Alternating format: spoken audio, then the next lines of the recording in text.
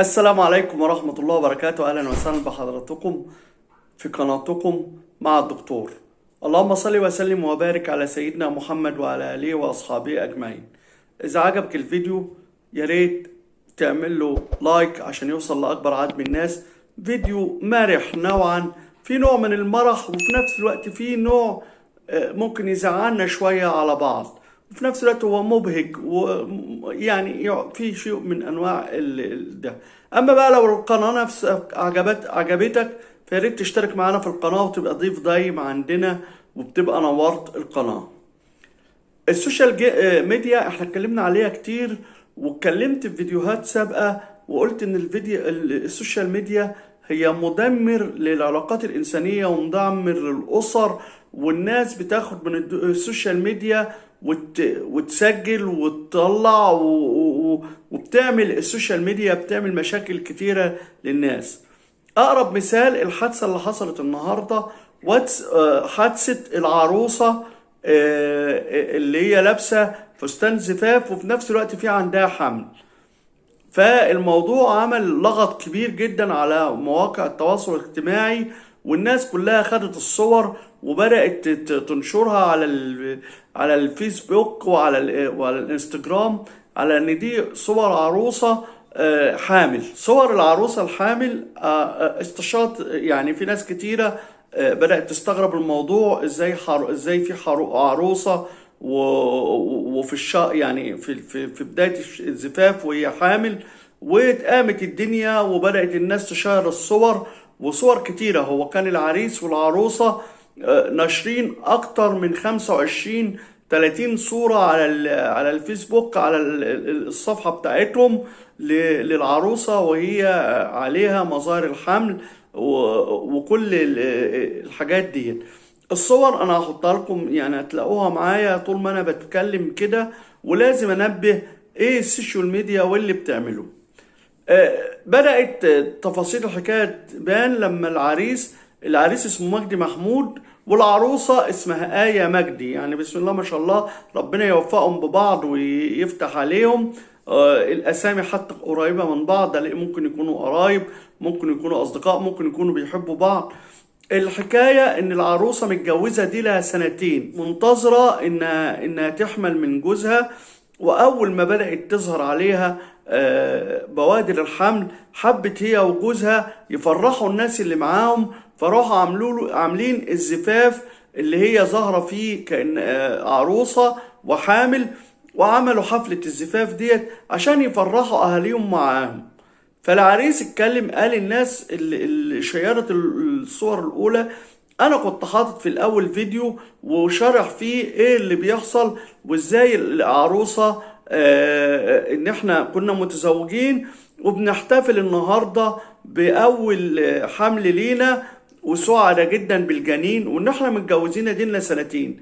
فليه الناس خاضت في الاعراض، وليه الناس بتستغل السوشيال ميديا وبتستغل اي صور تشوفها انها تشيرها وتبدأ تخوض في اعراض الناس؟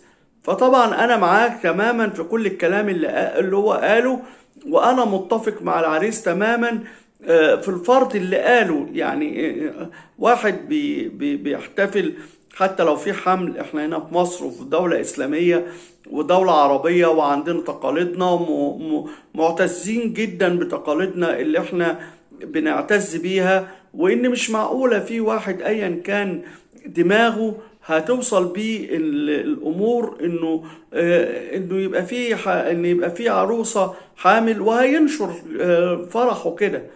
فالناس اللي استثارت بالموضوع واللي شيرت الموضوع قامت، يعني زي اقدر اقول ايه، انه خاضوا في عرض الاستاذ مجدي محمود والاستاذه آية فيما حدث. وده كان مثير جدا للعريس والعروسة، ازاي الناس تفكيرهم يوصل انهم يفكروا ان عريس وعروسة بيعملوا وبيشيروا صور ليهم وهي العروسة حامل. دي حاجة مش مستساغة ومش مستحبة في مجتمعنا العربي المصري المسلم. يعني أنا بقول لكم التصنيفات اللي عليها المجتمع المصري والمصريين في اللي بيحصل كله. فأرجو إن الناس تبقى السوشيال ميديا بالنسبة لهم حاجة ناخد منها الحاجة المفيدة، ناخد منها المفيد. لكن أنا مش شايف، أنا اتكلمت كتير قبل كده في صفحات اليوتيوب أو قنوات اليوتيوب الكتيرة، الراجل عامل 1.5 مليون ولا 300 مليون ولا 130 ألف مشاهدة ولا 2000 آلاف المشاهدات على إنه مجرد إنه عمل مسابقة مع مراته إن هو شرب إزازة بيبس وهي شربت مش عارف عصير إيه، أو إن هو مراته قلعت الحجاب أو مراته لبست الحجاب، او ان مراته ليها زوج تاني غير زوجها وان هي ضحكت عليه وانا متزوجه، ومقالب ما مش مستصاغه في مجتمعنا. احنا لازم لمجتمعنا ليه تقاليد وعادات لازم نحافظ عليها، مش اي حاجه بره المألوف ان احنا نبقى سعداء ان احنا نتعامل معاها. فطبعا يعني انا عن نفسي طبعا انا مش مع برضو منظر هو العريس برضو مخطئ في بعض الاشياء، ان مش كل حاجة لازم انت تبقى مسؤول انك توريها للناس، لان في بعض الناس بيفهموا غلط.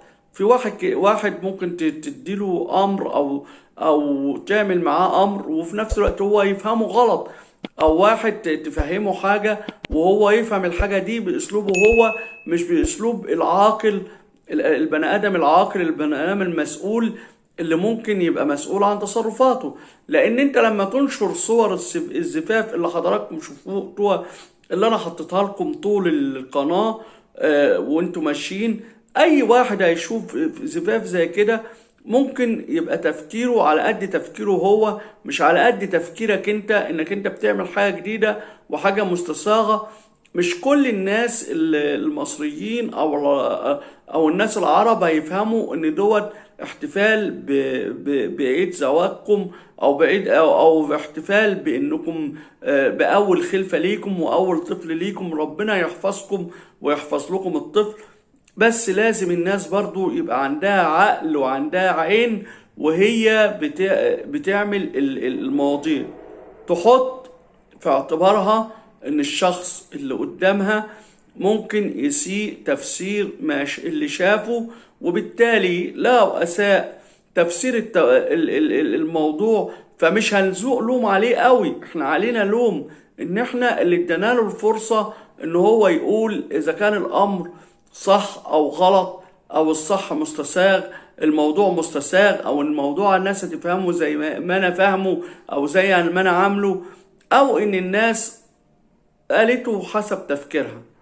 فطبعا يعني انا حذرت كتير من السوشيال ميديا وقلت ان مش كل اللي بتنشره السوشيال ميديا او الاعلام المضاد اللي بدل الدولة اللي بينشروا للناس عشان يقولوا للناس او يبدأ يغير لب الناس هو الصح، لب يعني دماغ الناس هو الصح. لا، ده فيه امور كتيرة جدا ممكن نقول ان السوشيال ميديا لما بتعملها بيبقى الامر فيها مش مستصاغ ومش كويس.